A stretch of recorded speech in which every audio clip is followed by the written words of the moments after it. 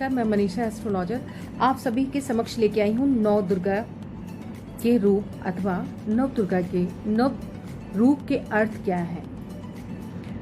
नव दुर्गा रूप अर्थ आइए जानते हैं। दुर्गा शक्ति की प्रतीक है जो सभी प्रकार की बुरी शक्तियों और बुरे विचारों से हमारी रक्षा करती है। दुर्गा शक्ति की उपस्थिति में नकारात्मक विचार और ताकत के अस्तित्व मिट जाते हैं।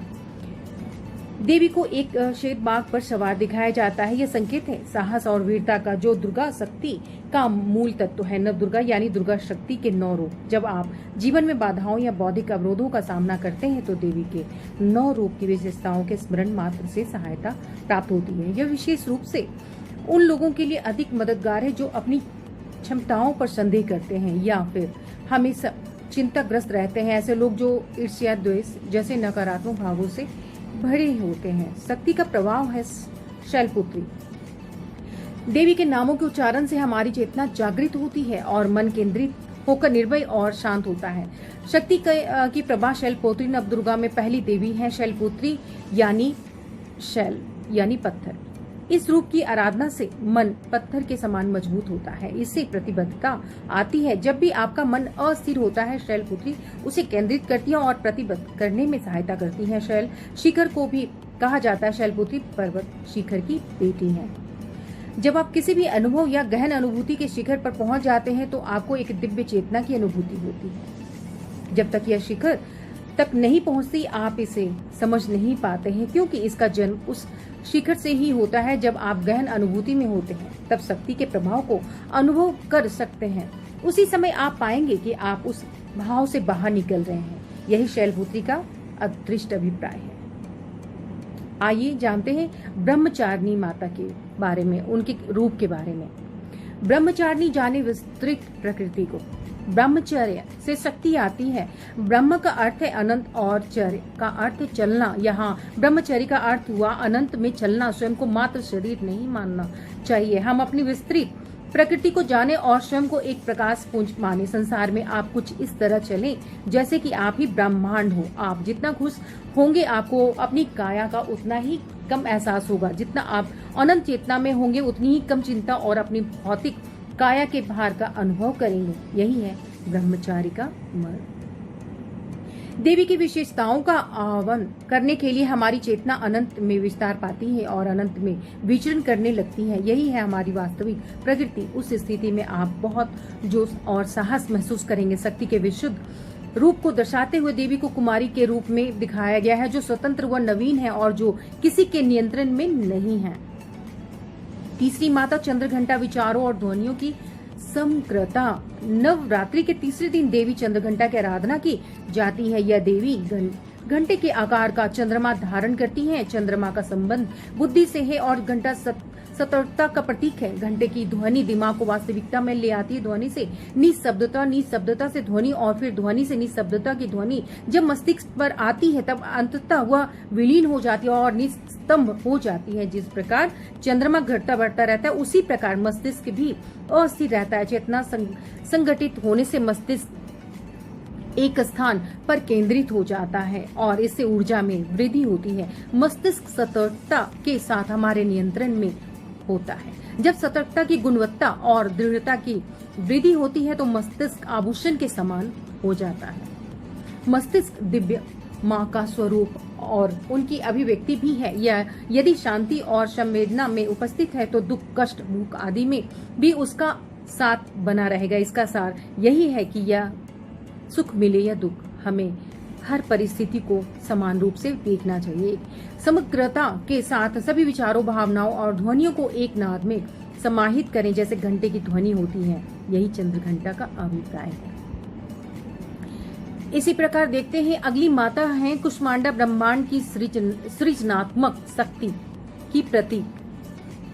सृजनात्मक शक्ति की प्रतीक कुष्मांडा अर्थात कुम्हरा अर्थात सीताफल, जो शक्ति से भरपूर सब्जी है। एक सीताफल में अनेक बीज होते हैं जिनसे और भी कई सीताफल देखा जाए सीताफल उत्पन्न हो सकते हैं। यह ब्रह्मांड की सृजनात्मक शक्ति और शाश्वत प्रकृति का प्रतीक है। कुष्मांडा के रूप में देवी के भीतर समस्त सृजन समाया हुआ है। यह हमें उच्चतम प्राण प्रदान करती हैं जो वृत्त के समान पूर्ण है।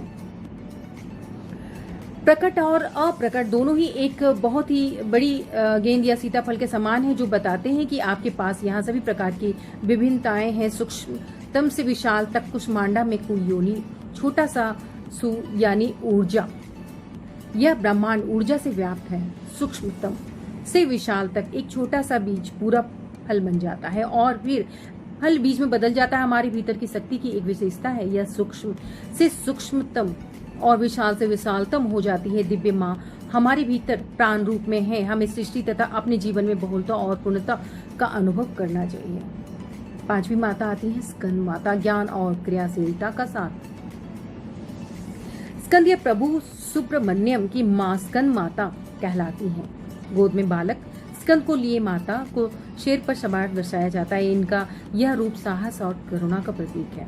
स्कंद अर्थात कुशल, ज्ञानी की मदद से ही कुशल कार्य किए जा सकते हैं। श्री से देखा जाए कि कई बार अपने हमारे पास, लेकिन उसका कई बार हमारे पास ज्ञान तो होता है लेकिन उसका कोई उद्देश्य नहीं होता है। अपने कार्य से अर्जित किए गए ज्ञान का एक उद्देश्य होता है। जब आप मेडिकल की पढ़ाई करते हैं तो आप उसका इस्तेमाल रोज कर सकते हैं। जब आप टीवी ठीक करना सीखते हैं तो आप उस शिक्षा को तब प्रयोग में लाते हैं जब टीवी खराब हो जाता है। यह प्रयोगात्मक ज्ञान या दक्षता है।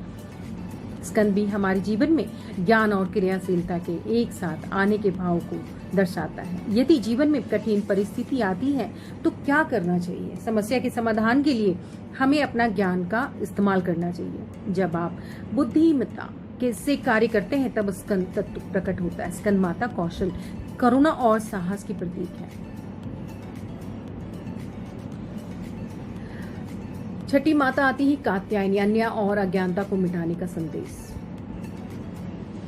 देवी माँ का यह रूप देवताओं के क्रोध से उत्पन्न हुआ। सृष्टि में दिव्य और दानवी शक्तियां व्याप्त है। इसी तरह क्रोध भी सकारात्मक और नकारात्मक हो सकता है। क्रोध को अवगुण न माने। क्रोध का भी अपना एक महत्वपूर्ण स्थान है। अथवा क्रोध बुद्धिमत्ता से संबंधित है और बुरा क्रोध भावनाओं और स्वार्थ से, अच्छा क्रोध व्यापक दृष्टिबोध से आता है। यह अन्याय और अज्ञानता को मिटाने का संदेश देता है। अन्याय और नकारात्मक को मिटाने के उद्देश्य से जो क्रोध उत्पन्न होता है वह देवी कल्याणी का प्रतीक है। इसी प्रकार हम अगली माता को जानते हैं। उनके अर्थ कालरात्रि, ज्ञान और तटस्थता की संदेश। काल अर्थात समय, सृष्टि में घटित होने वाली सभी घटनाओं का साक्षी है। समय रात्रि अर्थात गहन विश्राम या पूर्ण विश्राम, तन मन और आत्मा के स्तर पर आराम बिना विश्राम पाए आप दीप्तिमान कैसे होंगे? कालरात्रि गहनतम विश्राम के उस स्तर का प्रतीक है जिसे आप जोश पा सकें। ये देवी आपको ज्ञान और तटस्थता प्रदान करती है। महागौरी परमानंद और मोक्ष प्रदाता।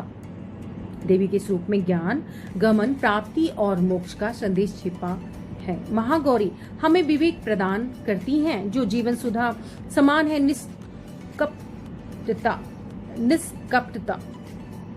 से शुद्धता प्रकट होती है। महागौरी प्रतिभा और इसमें मिश्रण, ये परमानंद और मोक्ष प्रदान करती है। नौवीं माता आती है सिद्धिदात्री। सभी सिद्धियों की दाता माँ दुर्गा के नौवां स्वरूप माता सिद्धिदात्री का है। ये सभी प्रकार की सिद्धियों को देने वाली हैं। इनकी पूजा करने से व्यक्ति को सभी सिद्धियों प्राप्त होती हैं। इस पूरे संसार में उसके प्रति कुछ अप्राप्य नहीं होता है। उसमें इस ब्रह्मांड पर विजय प्राप्त कर लेने की क्षमता आ जाती है। सभी को आने वाली नवरात्रि की बहुत सारी शुभकामनाएं। अथवा हमसे किसी भी तरह की जानकारी लेना चाहते हैं तो आप हमारे दिए गए नंबर पर संपर्क कर सकते हैं अथवा पूजा की विधि भी हमसे पूछ सकते हैं। शुभ मुहूर्त के लिए हम आपको इसकी जानकारी पूरी मैं आपके नेक्स्ट वीडियो में प्रोवाइड करूंगी। तो आप सभी का बहुत बहुत धन्यवाद। आप सभी मेरे चैनल को लाइक अथवा सब्सक्राइब करना ना भूलें। आप सभी को नवरात्रि की ढेर सारी शुभकामनाएं। मैं मनीषा एस्ट्रोलॉजर। आप सभी का बहुत बहुत धन्यवाद।